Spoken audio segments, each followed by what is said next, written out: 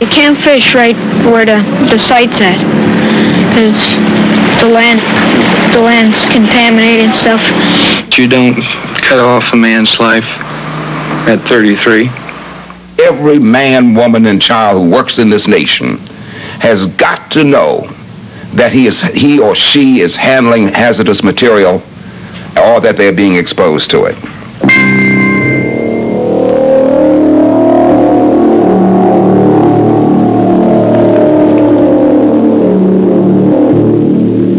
Environmentalists and organized labor have always worried about their children. And I think most of us worry about a job because we want things better for our children. We want to send them to high school and to college. Environmentalists worry about clean water and clean air for ourselves, but mostly for our children. We still want them to see the mountains and the canyons in their lifetime. Well, I'm scared stiff for our children. Acid rain, toxic waste, PCBs. Do we understand these hazards to our health? Many of us do, because our lives and our families' lives have been deeply affected. The fact is that all of us are at risk. Our awareness of chemical threats on the job and in our communities is a critical step toward changing toxic Earth. But what's our government doing to protect us at home and at work? What's our government doing to protect our children? Workers and environmentalists realize that they share a common concern.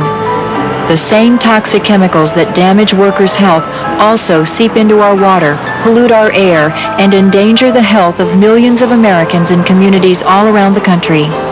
That's why labor unions and environmental groups have joined together to work in organizations like the OSHA Environmental Network.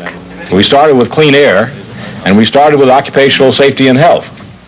So already in 3.5 years, we've gotten beyond the experimental stage, and we've all, I think, been impressed with our own knowledge that there are, in fact, many more issues that unite us than divide us.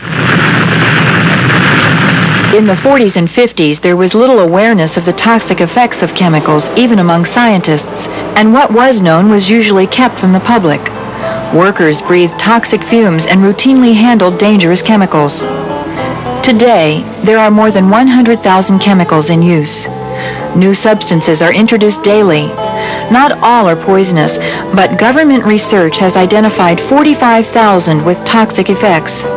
Of those, the Occupational Safety and Health Administration, OSHA, regulates 450 and applies hazard labels to only 21. An estimated 20 million workers will be exposed to potentially dangerous chemicals on the job.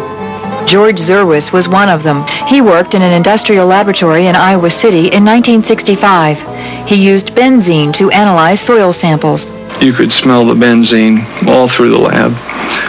It was even to the point where it could be smelled in the offices, in our offices on the next floor above. Benzene, a common solvent, has been in use since World War II.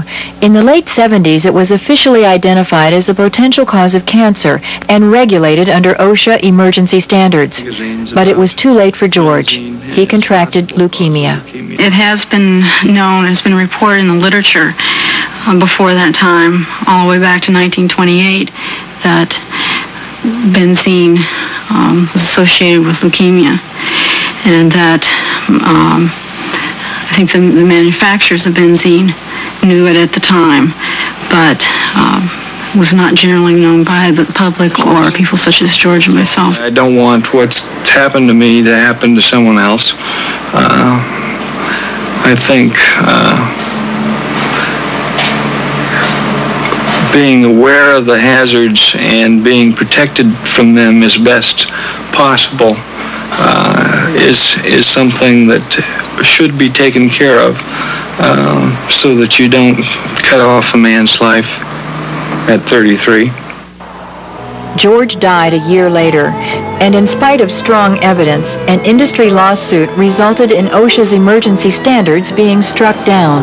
According to U.S. government figures, more than 100,000 Americans die annually from diseases caused by occupational exposures, and another 1 million are disabled. But our outdated workmen's compensation system recognizes and compensates fewer than 10% of these victims.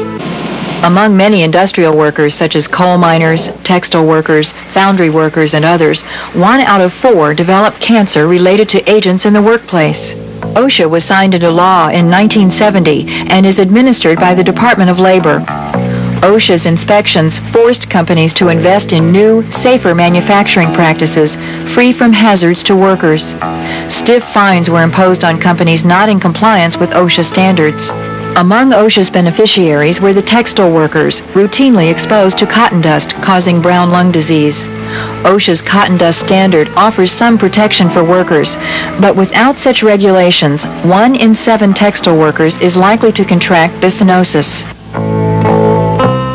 Things are different now. Big business seems to be winning the battle for workers' safety. The former head of OSHA under the Reagan administration, Thorne Octor, is a businessman whose family construction firm earned 49 OSHA citations and $1,400 in fines over the past 10 years. He made it clear that he would sharply curtail OSHA's regulations. That direction was to reflect the basic thrust of this administration, to increase the level of risk that the society and its members are expected to tolerate in the name of getting government off our backs.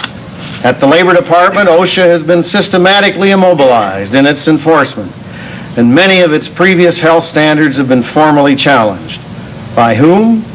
By the government administrators of those standards, by OSHA itself. Since 1980, because of budget cuts, OSHA closed 1/3 of its field offices and dropped 30% of its staff. Shop floor inspections have dropped 58%. Penalties have dropped 80%. And perhaps worst of all, no new standards regulating thousands of manufactured chemicals have been put into effect. More than 13 million Americans were exposed to asbestos in the last 40 years. There was no public awareness because the information was suppressed. Lung cancer caused from this mineral takes years to develop. As many as 200,000 people may die from asbestos-associated cancers in the next 20 years. Workers who came home with asbestos particles on their clothes may have contaminated family members. In one study, 1 out of 3 family members showed signs of lung abnormalities. Workers brought home other substances as well. The case of the agricultural chemical Harazoline is, unfortunately, not atypical. I came in contact with Harazoline numerous ways. It was an open system for handling. My uniform came home to be washed. There's a chance my wife could have been exposed, through my uniform. During the 1.5 years of production of Harazoline at their plant in Rensselaer, New York, there were no known normal pregnancies and several cases of heart defects. A company spokesman for the holder of the trademark on the herbicide insists there is no pattern of birth defects in plants that manufacture Harazoline. It simply is a coincidence of circumstance, their man said. If it is a game of multiple coincidences, somebody was playing with loaded dice. These kids didn't have a chance. They did a open heart surgery when he was 3 weeks old. This child has gone through so much surgery and poking and that you or I will never see in our lifetime, and he is only 4 years old. He died in 1984. OSHA has yet to issue a standard for Harazoline. It's now being produced in Muskegon, Michigan. Strong limits are critical to prevent exposure to toxic substances in the workplace and in our communities. And we have the right to know if we are in any possible danger from hazardous substances. Some 20 states have passed worker right-to-know laws, and a few states have community right-to-know laws. While every state should provide information to communities and workers about toxic exposures, the right-to-know laws have run into trouble, particularly from chemical companies. The chemical companies don't want to reveal the ingredients of their toxic products because they say it would be giving away trade secrets. New regulations from the Reagan administration now allow chemical companies to decide what you should know, if anything, about your exposure to toxic substances. It's interesting to me that we have under the Food and Drug Administration regulations over things like cosmetics and certain food products and additives, where before that product can be put on the market, the manufacturer must prove that it's safe. Now, we all have a choice in those things, whether we use those cosmetics or eat those foods or drink those beverages or whatever. We have a choice. We don't have much choice in the workplace. We don't have much choice in the water we drink. We certainly don't have any choice in the air we breathe.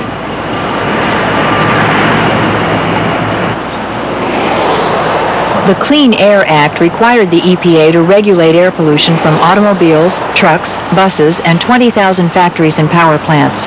Industry resistance to the Clean Air Act has grown since the 70s. There has been widespread non-compliance to the standards. The Clean Water Act of 1972 was enacted to restore the nation's rivers and lakes. Industry discharges over 400 million tons of toxic chemicals into our water annually.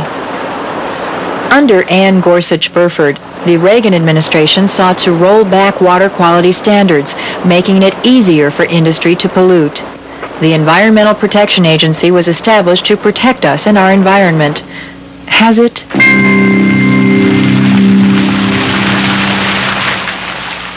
Acid rain is the byproduct of emissions from fuel-burning plants and factories. The winds carry the pollutants and combine with precipitation to form acids.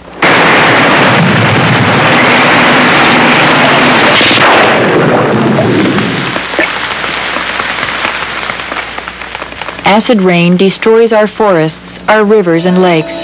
An acidified lake looks clear and blue, but in reality it is a watery desert where no living thing can survive.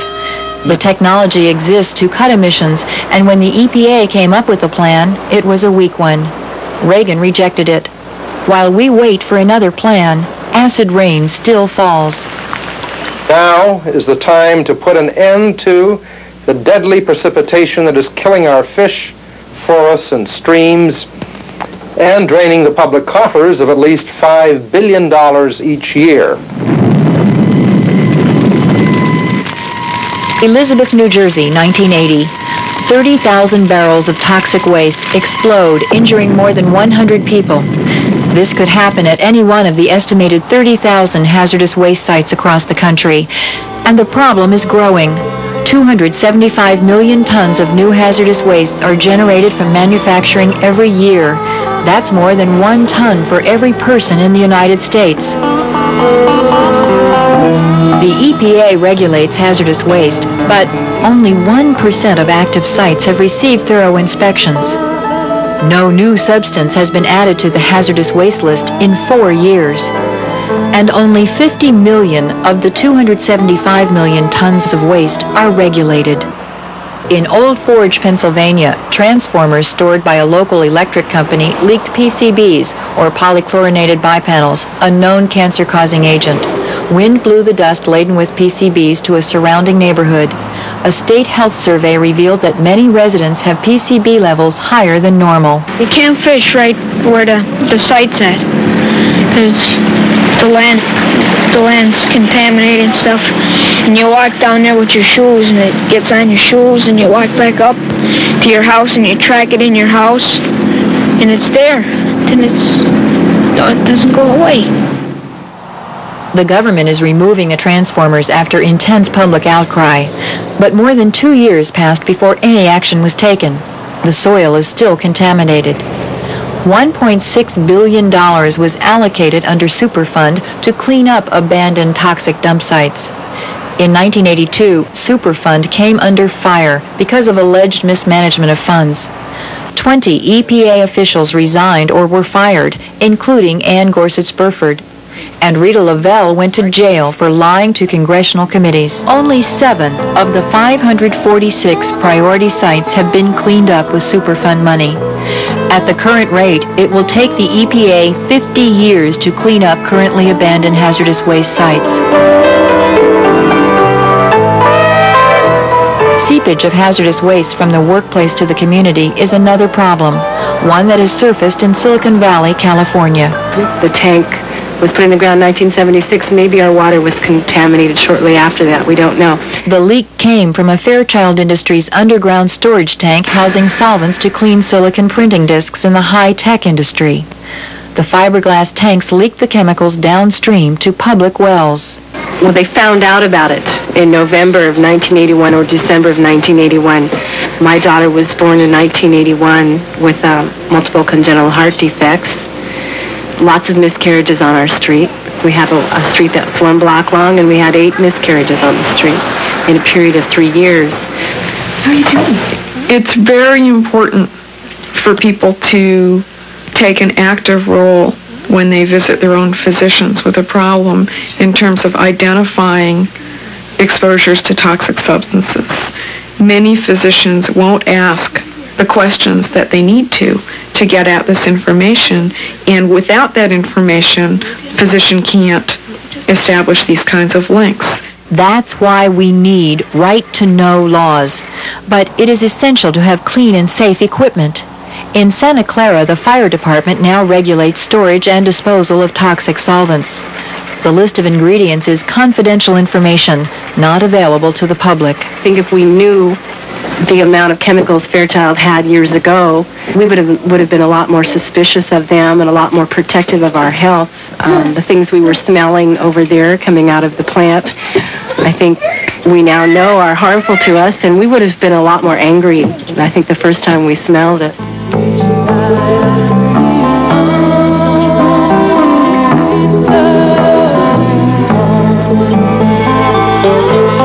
Today's environment is the one we will earn and choose by organizing and working on the issues of occupational and environmental health, by demanding right-to-know laws, controls on acid rain, strict regulations and enforcement of standards.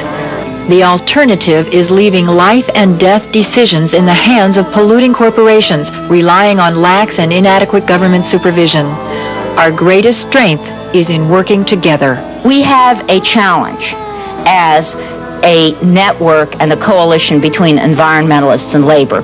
We have a challenge to clean up, but in some way to see that cleanup simply doesn't transfer the pollution someplace else, and to see that in some way people can stay employed at things they want to be employed at and making the sort of wages that they want to make.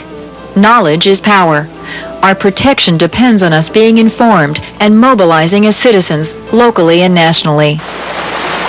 A healthy world is our right, a right guaranteed by the Occupational Safety and Health Administration and by the Environmental Protection Agency. Those who would sacrifice our health and our children's futures must understand that. There's a coalition out there, a coalition that you don't know about. The environmentalists and labor are together on this issue, and if you attack those two agencies, you attack them, and that's a pretty formidable army for you to be attacking.